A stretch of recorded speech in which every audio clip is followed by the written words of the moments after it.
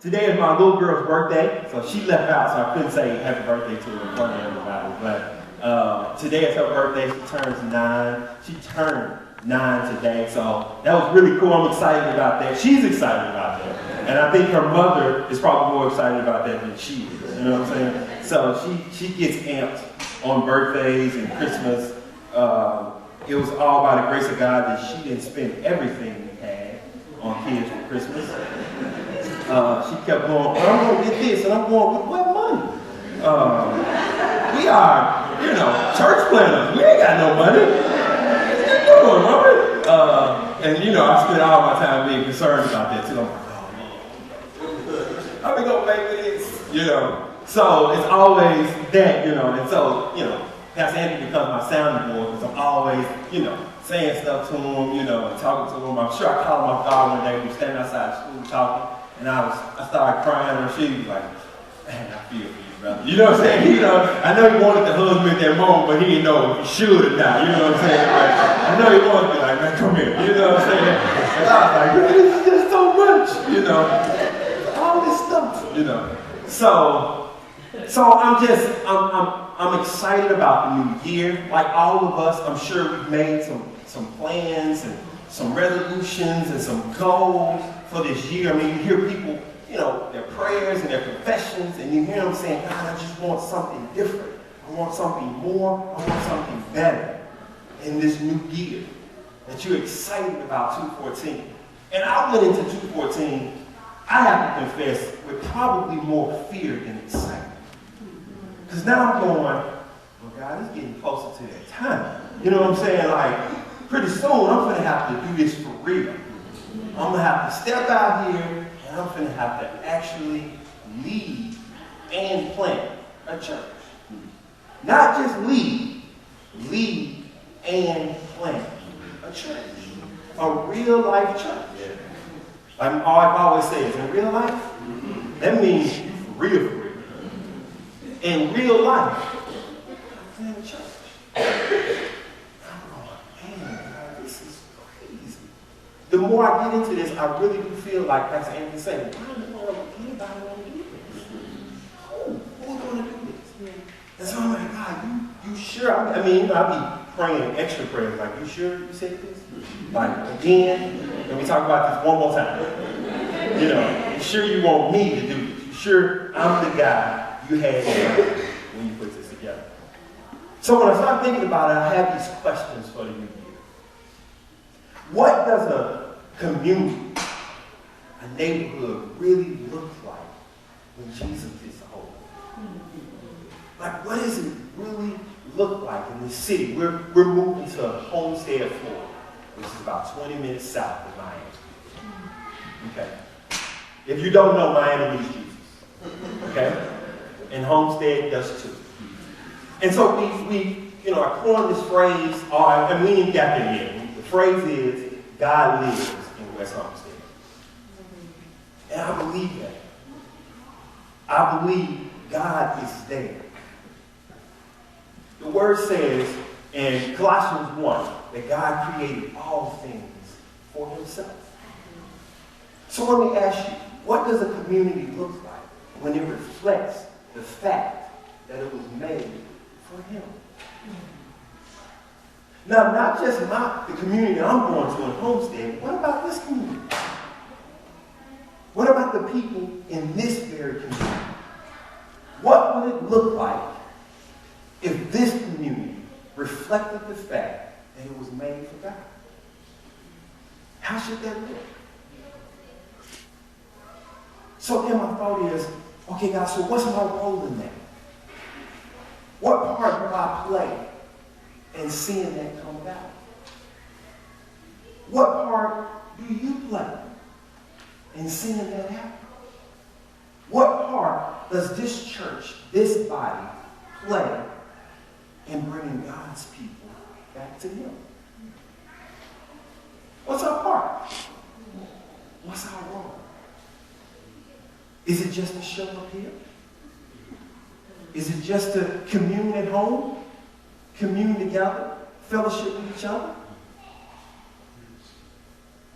Are we really meant to go out and reach other people?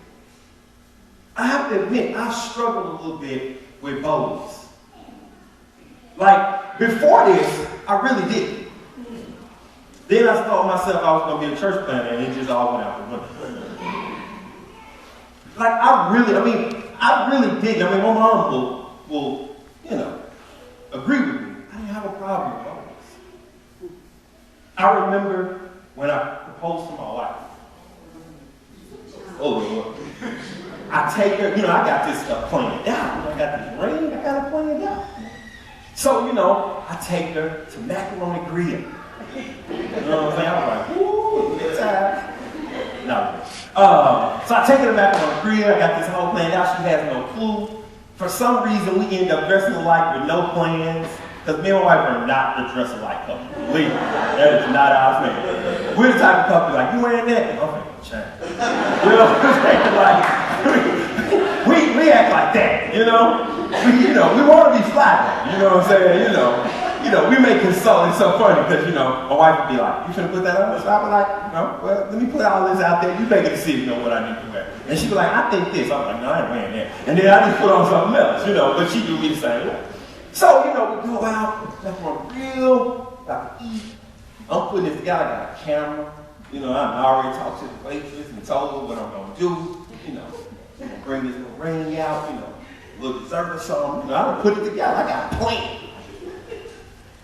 Well, my wife wasn't going along with the plan.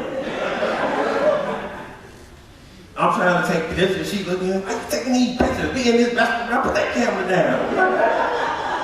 Lady, you keep acting like you acting, you might not get what I got to do.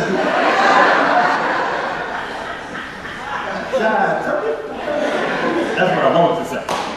I'm like, man, so she just, she on 10. I don't know what's going on. She on 10. I'm really thinking, am I principal, man? This is tripping. Give me a hard time. How you doing? This is too much. All this drama. I go, drama? What do you mean, drama? You want drama? Do you really want drama?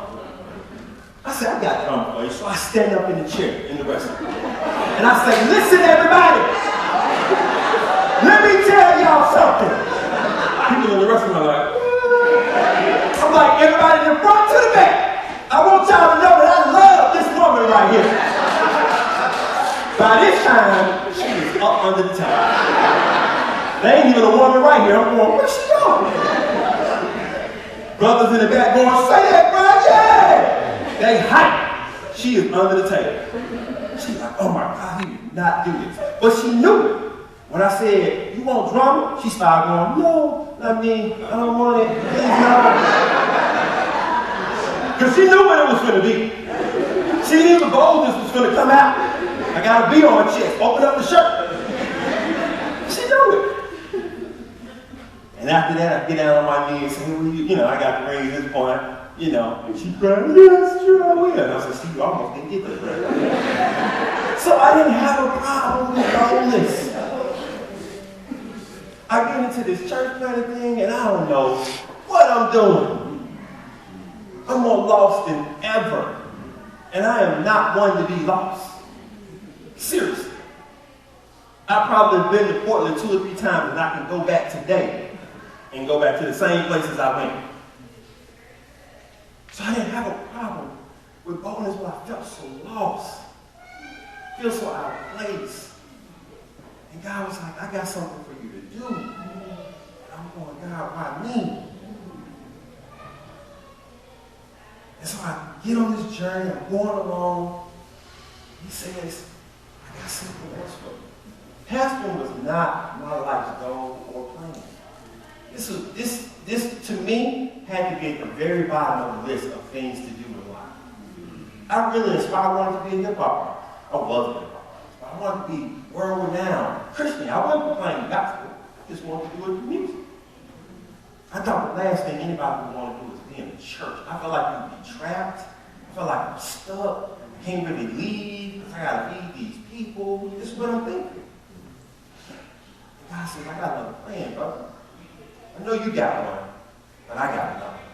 And the one I got is better. So you need to get with this. So, in my zealousness and my desire to learn more and do more and be more, I came to Little Rock. I got hooked up with a guy crazier than myself by the name of Mark Mars. Didn't even know how crazy that guy was till I got here. And then as a result, the other two crazy guys, Pastor Harry and Pastor Anthony, and here I am. And it's been a ball. It's been everything I wanted and nothing I expected. Everything I wanted and nothing I expected. I thought God was going to do things this way, and he went another way. God almost treats me like I do with the clothes. It's like, oh, I'm gonna wear this? Nope, that's not it. It's not the outfit I want you to wear. But I knew, it felt like I was kind of going down instead of going up and getting amped. I felt like I was like becoming more and more discouraged about that. Because I just was having these feelings of inadequacy. I'm like, oh man, I'm just not this guy. And then other situations kind of show you you're not that guy. And you feel like you need more, need to do more.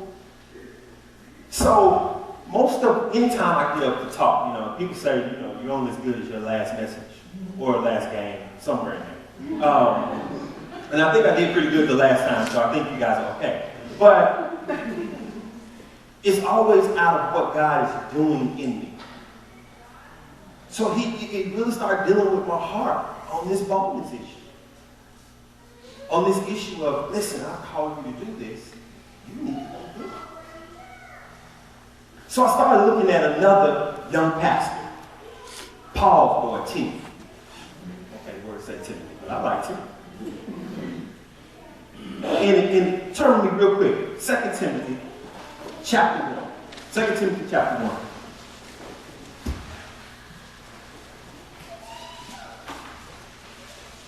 It starts off, Paul is greeting them, saying what's up. And then he goes on, he's talking to Timothy. And Paul, that was an amazing brother. I'm sure all of them was like, man, Paul. This is a very weird, probably, comparison. But it reminds me a lot of, on a different scale, how he just come from this rough life into being this amazing crusader for Christ. And I think a lot, I admired a lot of what this guy did. And some people be like, what, him really?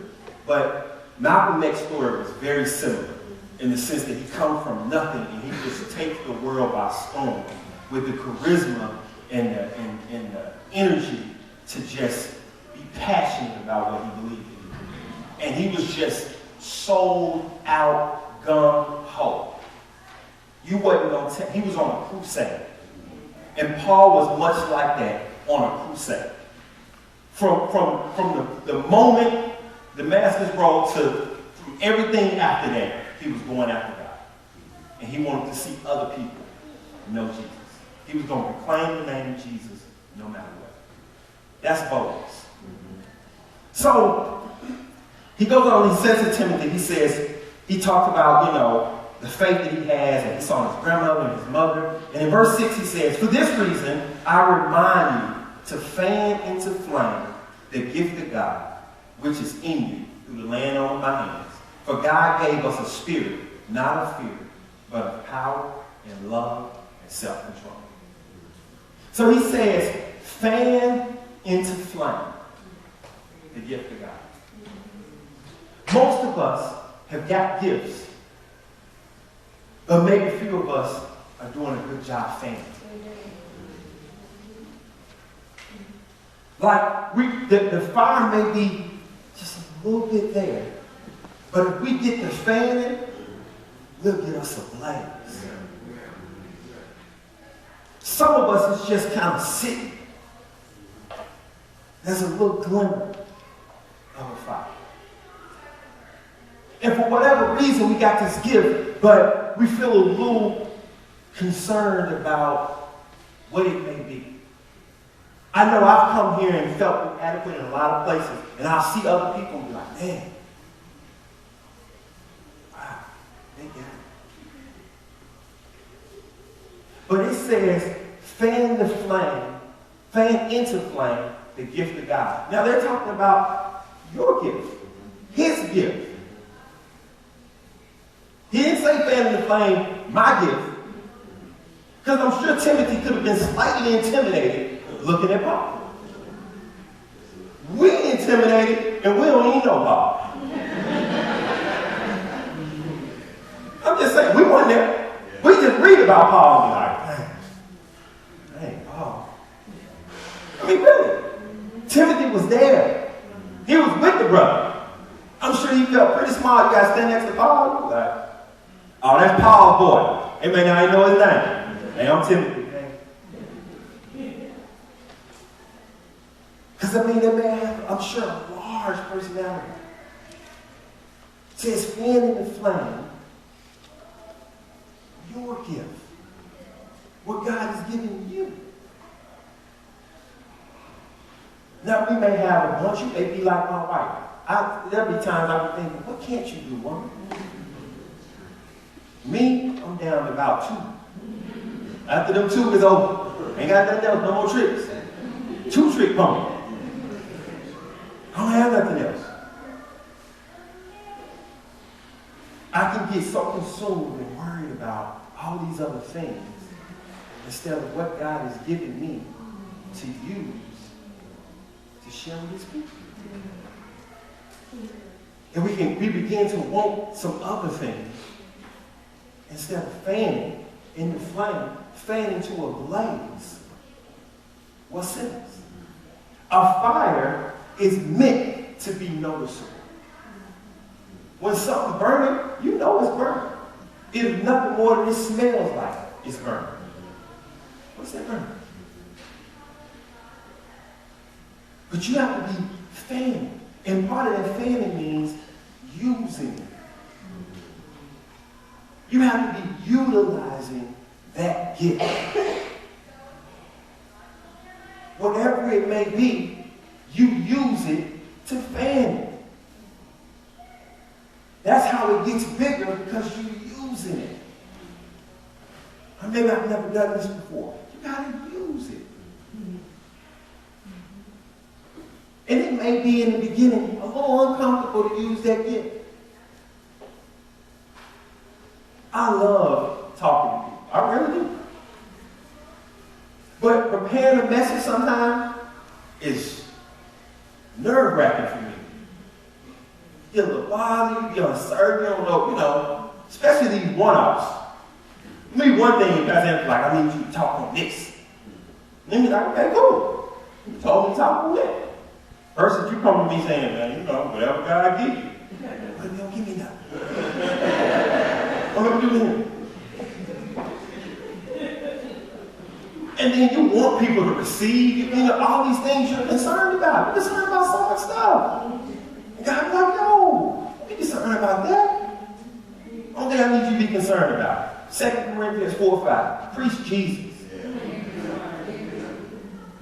We preach Jesus. That's it. That's all I want you to be concerned about. And you still be like, okay, how do I do that? Because you're concerned. You got this gift, but you're like, how's this going to play out? How am I going to use this? But I think it should be in us to pursue those very things, those gifts. Real quick, turn to Acts chapter 4. Acts chapter 4. Work your fingers out in the new year. Begin to say amen. Amen. Acts chapter 4:13. I may need to go there.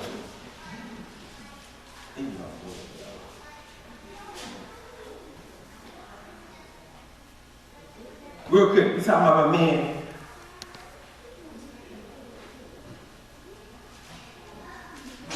Yes. And when they saw the boldness of Peter and John, and perceived that they were uneducated, common men, they were astonished. Yeah.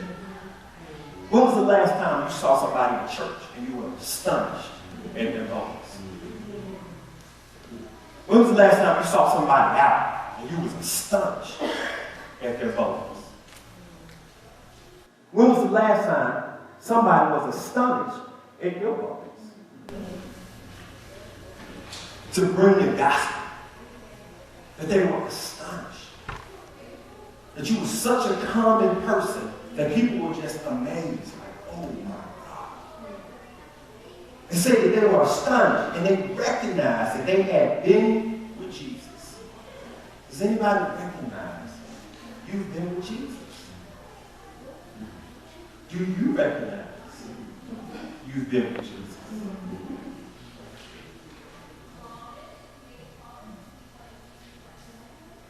Because I believe there should be some astonishment. Acts has got to be one of the toughest books of the Bible to read. Especially when you're going into this, you're just getting involved with this idea of church planting. Because you can read this stuff and you be like, yo, where's that at today? Why don't I see some of this? This is what's up. Why is nobody astonished? Yo, we doing something wrong? Are we not getting this right? What do we need to do differently? Because people need to be astonished. But it's not happening. Do we lack something? Is the zeal not there? I heard a pastor tell a story. It was crazy. He talked about this guy who used to come to his church. You know, he's a former gangbanger, tear it all up, go to the church. And, you know, as pastors, he talked about, he was a larger church. He said sometimes you just don't notice people aren't there anymore.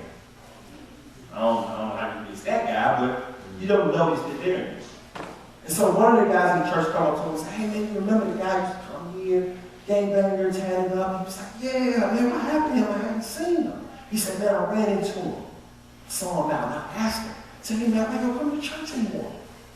He was like, man, really? How do I explain? He was like, it's really more on me. Because I had the wrong idea of the church. He was like, what do you mean you had the wrong idea of the church? He said, man, when I came to church, I really thought it was going to be like when I got jumped into my gang. He was like, from that point on, we were family. We was together all the time. We had each other back. We looked out for each other. Man, we was just family. He's like, that's not what church was. So it was like, man, we was going to come there.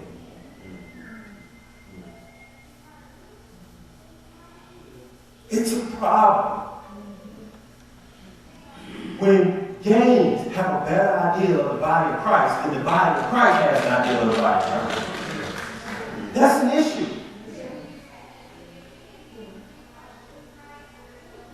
That this guy knows more about what it means to be family than the body of Christ does.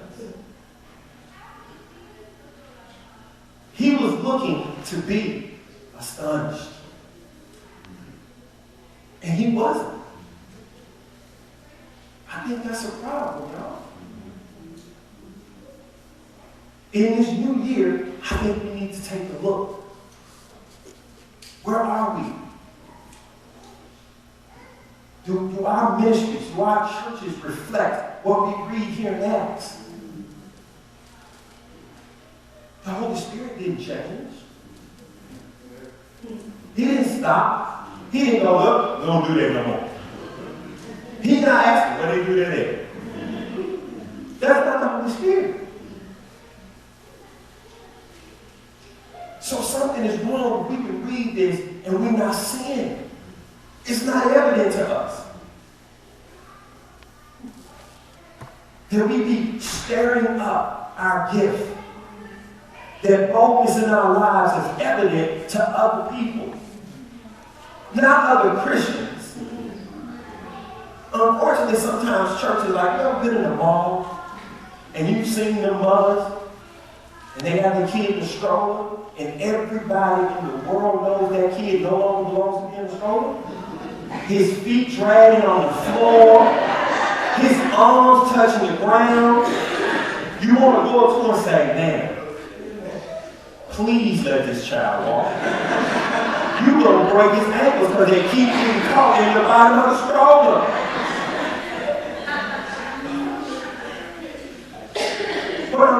unfortunately, there are a lot of people in churches that the pastors are still pushing around in a stroller they should be walking. It should not be enough that there's one spirit-filled person in the church. They can carry the whole service. All you need is one guy. That shouldn't be the case.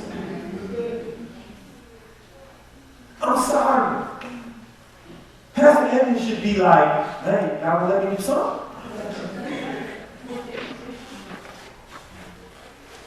Because enough should be happening right here. When was the last time you invited somebody in your neighborhood to dinner so you could share the gospel? Not the person you sat next to in church. Purposely, intentionally, to share the gospel. Where was that? Did you go into 2:14 saying, God, I thank you for the people that you allowed me to lead to you? Or did you go into 2:14 going, God, I promise you, I'm going to talk to more people this year. I'm going to share with more people this year. I'm praying again for boldness, Lord.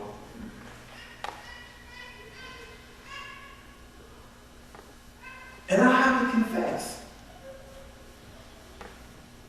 it was New Year's Day. I led my wife's cousin to the Lord. And I was way too excited. Not excited like, yes, he came to the Lord, but like excited like, I did! Woo! Come on, really? You know how you know people who ain't never really been nowhere, they be too excited in the place they shouldn't be? You be like, calm down. You're embarrassing me. You know what I'm saying? It was like that. I'm too excited because it's not happening enough. Obviously, there should be excitement when somebody's added to the body of Christ. Yeah, we should be excited. But it shouldn't be an excitement like, woo, first one! Unless the year started out. You understand what I'm saying? Or the month started out. Or the week started out. I'm looking for some people to be astonished. Now, we see that people they're astonished with these men's boldness. But if we go down to verse 29, they didn't stop. Verse 29 says, and now, Lord, look upon their threats. Now, they were threatening. They sent them out there threatening. Don't y'all do this no more. And he said, now, Lord, look upon their threats and grant to your servants to continue to speak your word with all boldness. We just got threatened not to do this again. And now we're praying, Lord, give us some more boldness so we can go back out and do this again.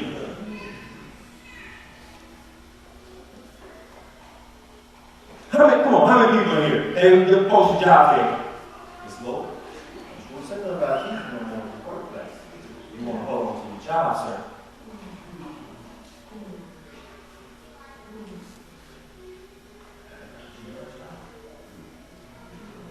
I'm not telling nobody to go, scream Jesus at your job. That's not what I'm telling you. But where's our boldness? And they were saying, we want more boldness to go out and share this gospel. To go out and share the truth with everybody that needs to hear you.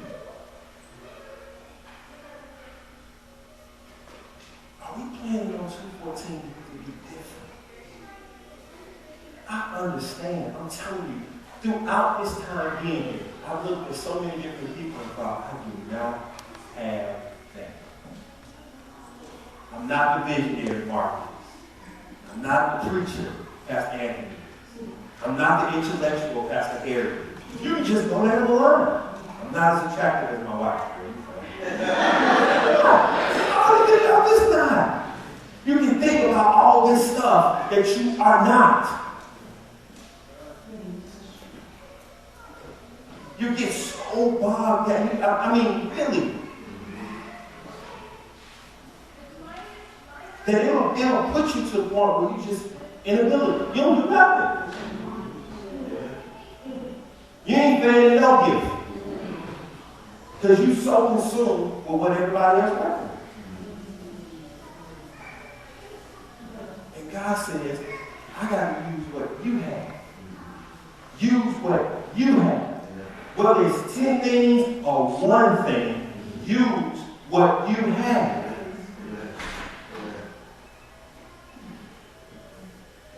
Who are we targeting in 2:14 to say, I need to spend some more time with that person?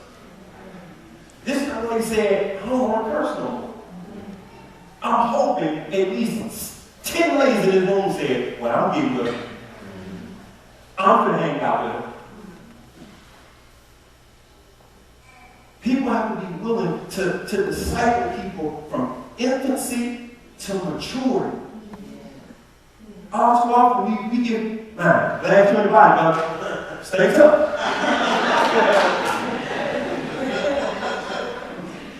That's it. You on your own, brother. You out there. That's not going to get it. And it's not just about inviting people to church. It's not just about inviting people and saying, hey, Pastor, and I got this friend. Can you talk to him? The podcast, I'd be like, talk to your own friend. You leave your own friend Jesus.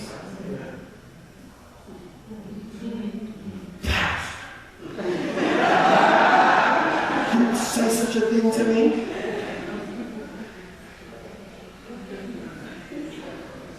The job of the pastor is to equip the saints. I equip the saints to go out and do the work.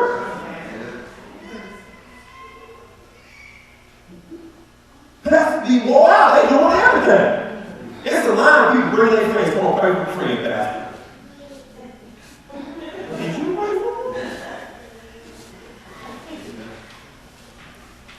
We have to do more as a body of people. One thing I have learned, less people talk to you when you stop saying good pastor. You know, because it took me a minute. It took me a minute. I don't know, I'm sorry. What you do? Well, see, I'm in this program. You know, it's called a residency program. I was talking to the guy at the barbershop. It's so fun.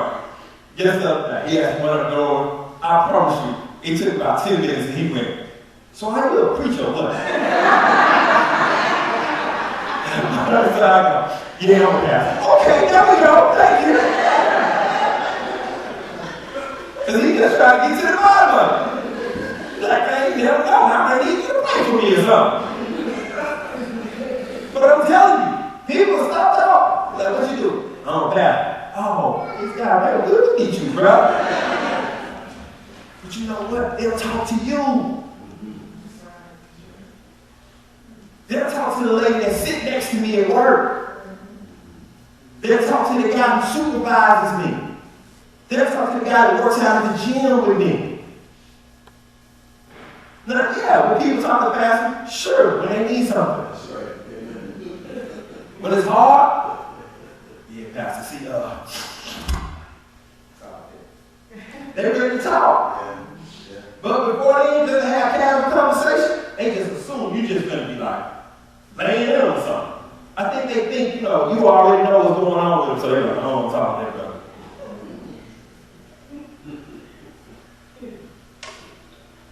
But they'll talk to you. The question is, are you talking to them? Are you intentional? Is there some boldness?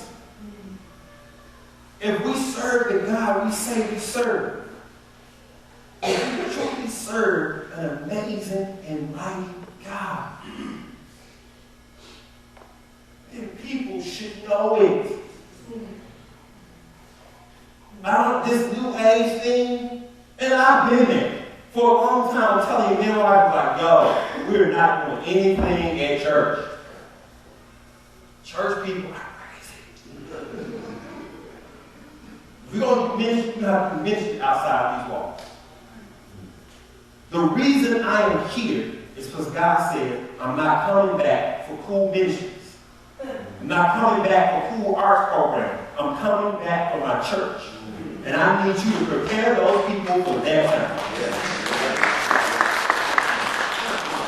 So God has called us into an urban context to speak truth, to go in, lace with the gospel, and bring and preach Jesus. That's it. But that's not just my job. This is a church plant. Consider yourselves church planters. We are not the only church planters in this room. We are the church. So if we plant, you got to go out and get the people.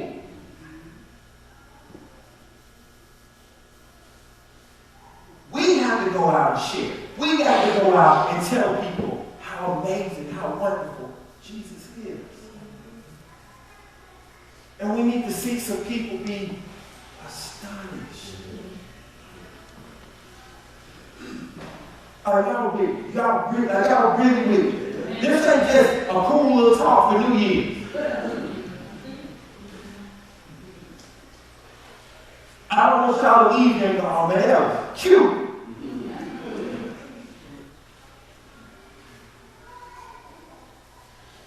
That we're going to commit to doing something different. That we're going to commit to reaching out to people. I understand this bipolar thing. I go through it where I'm like, yeah, I'm going for Jesus. Then the next time I'm like, man, I'm nobody. I can't do anything. I understand those moments. If I haven't had them ever in my life, I had so much. Probably more in the last 2 weeks. What am I doing? Lord, I feel like I feel like I'm spinning. I was listening to Brother Lord, and I was like, I feel like I'm going to make a live with you. You're not by yourself. It's me and you together. Just alone. And God is constantly reminding me, I'm with you. I'm with you. I got you. You be ushered. Now, sometimes, you want to be, my son, he's 2. And I can put him on anything, he'll just jump off of it. We'll be standing. Not just, he don't die. And I'm like, come on, jump. He'd be like, huh.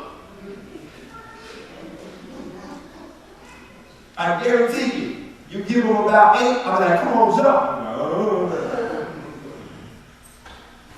Because you just learned it. But right now, his faith is like, Daddy's going to catch me. God is saying to me constantly, I'm going to catch you. I got you.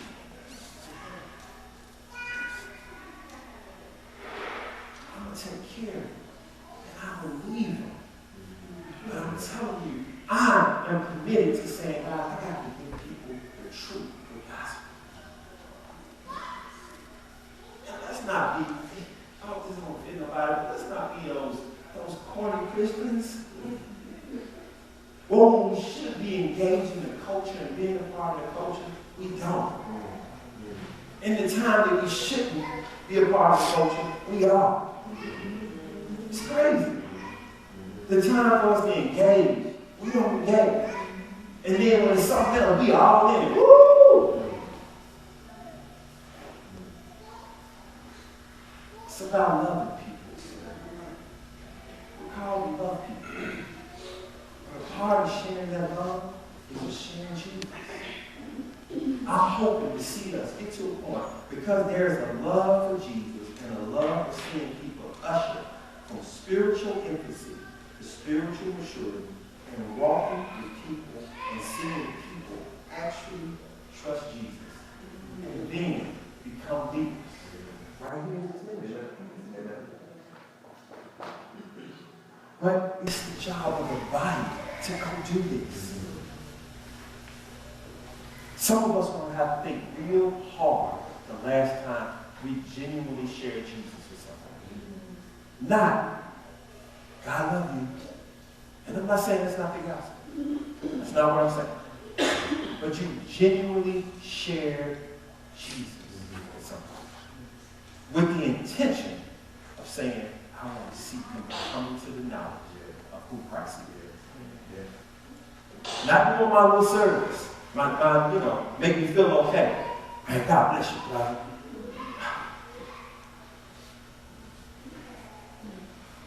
But genuinely walking alongside someone from infancy to maturity. Who will you disciple this year? You. Who will you disciple this year? Who will you walk with this year? That's what you got to ask yourself. Who will you walk with this year? Are you willing to do whatever it takes to share Jesus? Think of it. Are you willing to do that? Father God, I thank you so much for your truth. Thank you for your